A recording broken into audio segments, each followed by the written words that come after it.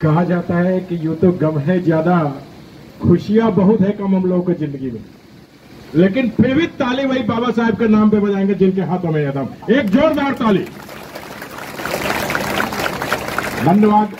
नाम रवि कुशवाहा, मुजफ्फरपुर बिहार से, और इस बहुजन मूवमेंट का एक छोटा सा सिपाही। और मुझे आप सबों के बीच में आने का जो सौभाग्य मिला है, इस मूवमेंट में काम करने का जो सौभाग्य मिला है, मुझे लगता है मैं जीते जी, जो कहा जाता है मनवादियों का स्वर्ग, मुझे वैसा अनुभव होता है अपने लोगों के बीच में आके। तो मैं अपने परिवार के बीच में हूं, मैं अपने बहनों के बीच में हूं, अपने भाइयों के बीच में हूं, अपने मां के बीच में हूं, और मैं आज खुल के कुछ बात करना चाहता हूं, अगर आप भी हमें सपोर्ट करें तो। साथियों, आज तक के इस देश में हम सब समाज के लिए, हम समझते हैं कि हजारों से ज्यादा संस्थाएं ऐसी बनी जहां पे लिखा गया दलित पिछड़ा का कल्याण होगा, और आजादी के लगभग 80 साल हो जाएंगे 2-3 साल में। इस 80 साल के बाद भी मुझे लगता है कि हम जहां थे वहां से भी 100 किलोमीटर पीछे चले गए। और खासकर मैं युवाओं को कहता हूं क्योंकि मैं भी युवा से थोड़ा ऊपर हो चुका हूं। हम लोग कुछ नहीं कर पाए हैं अपने समाज के लिए। मैं अपने पिताजी को दोष देना नहीं चाहता हूं क्योंकि अब उनकी उम्र नहीं है। हम अपने आने वाले भविष्य का कर्णधार हो, और हम क्या कर रहा हूं इसकी समीक्षा हम लोग नहीं कर रहे हैं साथ। जिस तरह से कांग्रेस हमारे पिताजी को बहला फुसला के, हमारे दादाजी को बहला फुसला के लूटी, वही व्यवस्था बीजेपी आज लूट रही है मुझे धर्म के नाम पर।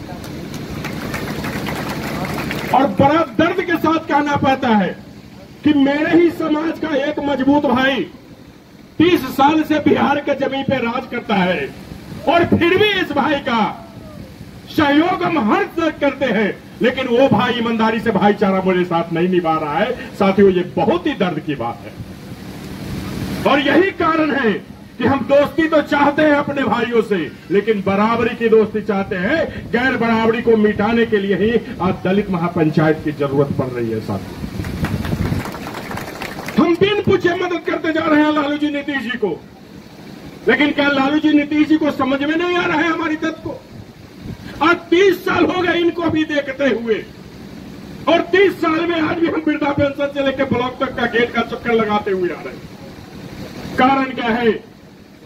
संविधान तो बाबा साहेब ने मेरे लिए सुंदर सा लिखा था, लेकिन संविधान पे काम करने वाले कोई भी सुंदर व्यक्ति और हमारे सोच का व्यक्ति आज तक पैदा नहीं हुआ, इसलिए ये दर्द हमारे जिंदगी में बना हुआ है। हम पंचायत का प्रधान तो बन जा रहे हैं, हम बिहार राज्य का प्रधान तो बन जा रहे हैं, लेकिन जब तक इस देश का प्रधान आपके सोच का नहीं बनेगा, तब तक आपके लिए बहुत बड़ा कोई कल्याण का काम नहीं हो सकता है। ऐसे ही जिंदगी मुझे काटनी पड़ेगी साथ में। और मुझे बड़ा शर्म भी आता है, आश्चर्य भी होता है कि हिंदू बनने की तैयारी कितनी जोरों पे हम लोग कर रहे हैं। मैं विरोध नहीं कर रहा हूं किसी भी भगवान का। हिंदू हम तब बनते हैं जब सिर्फ वोट का टाइम आता है। सही बोला है अध्यक्ष जी। और इसे हिंदू का दूधा, गाय से निकाला हुआ दूध से कुछ हिंदू का देश हुआ जाता है, तो हिंदू कैसे बचा भैया? ये हिंदू, मेरा शरीर हिंदू का छू देता है तो हिंदू को घृणा हो जाती है। एक हिंदू हिंदू का खाना खा लेता है तो घर से निकाल देते हैं। एक हिंदू हिंदू के शादी में घोड़ी पर नहीं चढ़ने देता है। ये कैसा हिंदू है बता दीजिए मुझे। आपके साथ वही व्यवस्था वो करना चाहते हैं। वो चाहते हैं कि आप गुलाम और जर्जर की जिंदगी जीता रहे, और ऐसा ही हिंदू बना के रहना चाहते हैं। और यही कारण रहा होगा कि बाबा साहेब भीमराव अम्बेडकर ने बड़ा ही दुख और दर्द के साथ ये लिखा था, हिंदू धर्म में पैदा होना तो हमारी मजबूरी थी, लेकिन हिंदू न मारू ये हमारी स्वतंत्रता है साथियों। आज मुझे डिसीजन लेने का समय आ गया है कि मैं इस धारे में रहूं या उस धारे में रहूं।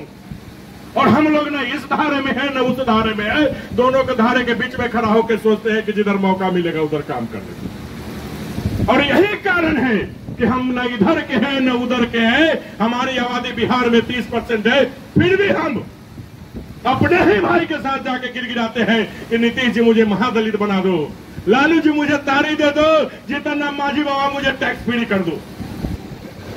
अगर मेरा वो भाई होता, मेरा अपना होता, मेरे अपना समझने वाला होता और जानता है कि ये समाज जगा हुआ नहीं है, मजबूत नहीं है, इसलिए वो भाई का हिस्सा खा रहा है। सर, हम दुश्मनी नहीं करना चाहते उनसे, लेकिन दोस्ती भी उस शर्त पे करना चाहते हैं कि अगर 30 साल राज आपने किया है तो 30 साल इस भाई को क्यों नहीं दे सकते?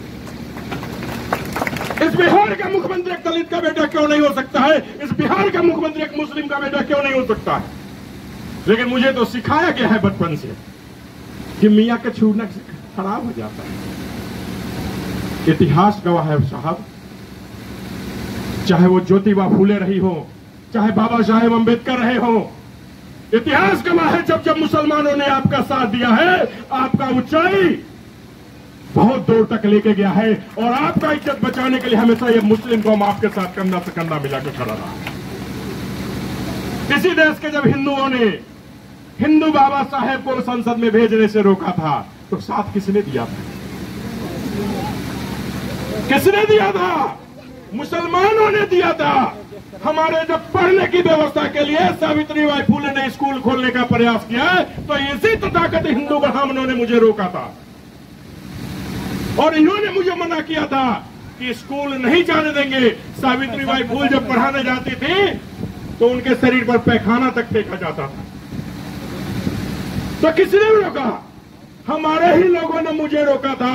लेकिन उस समय भी फातिमा दीदी जैसी महान हस्ती, एक मुस्लिम समाज की महिला हमारे साथ आती है और हमें पढ़ने का अधिकार दिलाने में अपनी जान तक का कुर्बानी देने की तैयारी करके मेरे साथ सहयोग करती है। तो सोचना होगा साथियों, मेरा दुश्मन कौन है?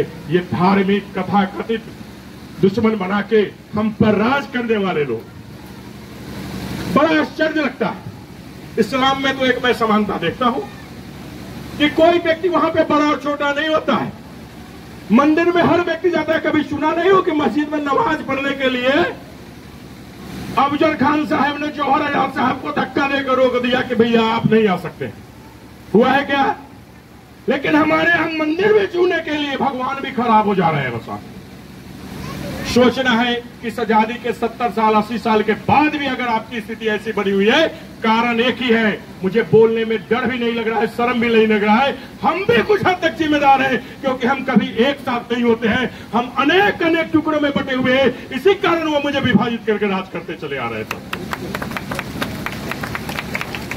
इसी औरंगाबाद की भूमि में, जहानाबाद कुर्ता की भूमि में जगदेव कुशवाहा ने नारा दिया था, 100 में 90, 100 सीधा 90 ने ललकारा है। और क्या हुआ था? वो अकेला एकला चला था। आज बिहार के इतिहास में गवाह है कि उन्हीं के नारा के बाद बिहार के गद्दी पर लालू जी और नीतीश जी राज कर रहे हैं।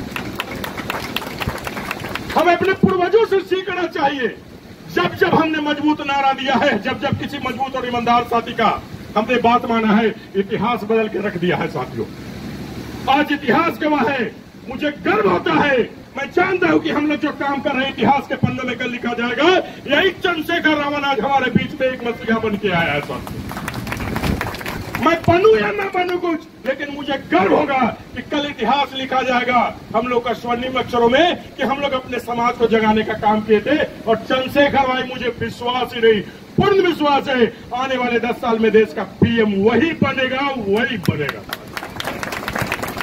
लेकिन तब होगा जब हम सब सारे भेदभाव, छोटे छोटे बातों को भुलाकर एक झंडे के नीचे, एक डंडे के नीचे, एक नारे के नीचे, एक सोच के नीचे, एक संविधान के नीचे, बाबा साहेब के विचारों के नीचे, ज्योतिबा फूले के विचारों के नीचे अगर हम आ जाते हैं तो हमारा देश, हमारा कौम, हमारा मुल्क, हमारी सोच का प्रधानमंत्री बनेगा।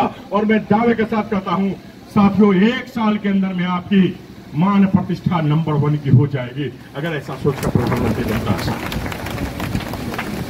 बातें तो बहुत है। हम सारे के सारे लोग अपने आप को समझदार के सर्टिफिकेट में नंबर 1 मान रहे हैं। अगर इतना ही समझदार है तो फिर हमारी ये कारण क्यों है?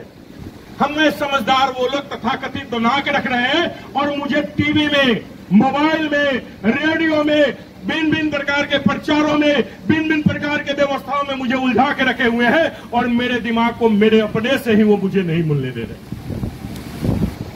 जैसे ही आप टीवी खोलते हैं, बोलता है कि अयोध्या में तो भैया 24 में राम मंदिर बनेगा।